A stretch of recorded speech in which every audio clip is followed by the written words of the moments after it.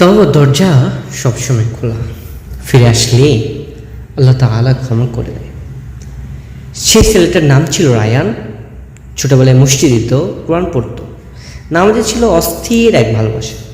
কিন্তু বয়স বাড়ার সাথে সাথে সে বদলে গেল। নতুন বন্ধুরা, নেশা, হারাম সম্পর্ক, সব কিছু মিলিয়ে ও যেন আল্লাহর পথ থেকে মাইলের পর মাইল দূরে চলে গেছে। মা অনেকবার বলেছে, বাবা ফিরে আয় আল্লাহর কাছে, উনি তোকে সব মাফ করে দেবেন। রায়ান বলতো, আমার মতো পাপীকে আল্লাহ কি মাফ করবেন, আমি তো অনেক দূরে চলে গেছি।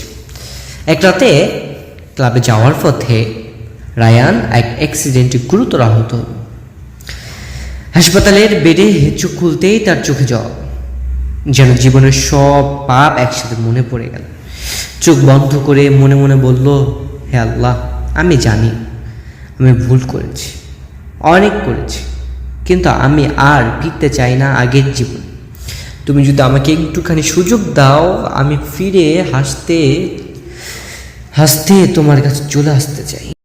তওবা করল ভাঙ্গা মন নিয়ে, কাঁদতে কাঁদতে, কোনো বিশেষ দোয়া না, শুধু নিজের ভাষায় ভেজা চোখে বলল, আমি ফিরে এসেছি, হে রব তুমি গ্রহণ করো। সেদিন থেকে শুরু হলো রায়হানের নতুন এক জীবন। ধীরে ধীরে সুস্থ হলো, মসজিদে ফিরে গেল। পুরনো বন্ধুরা অবাক, তুই পাল্টে গেলি এতটুকু সময়ে। রায়হান শুধু একটি কথা বলতো, আল্লাহর দরজা কখনো বন্ধ হয় না। আমি শুধু করোনা আনলাম আর তিনি আমাকে ফিরিয়ে দিলেন। এমনটা কখনোই হবে না।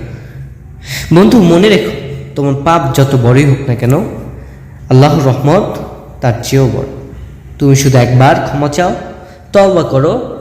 আল্লাহ কোরআনে বলেন, বলো, হে আমার বান্দাগণ, যারা নিজেদের উপর সীমা অতিক্রম করেছো, তোমরা আল্লাহর রহমত থেকে নিরাশ হবে না। নিশ্চয়ই আল্লাহ সমস্ত পাপ ক্ষমা করে দিবেন। সূরা জুমার 53।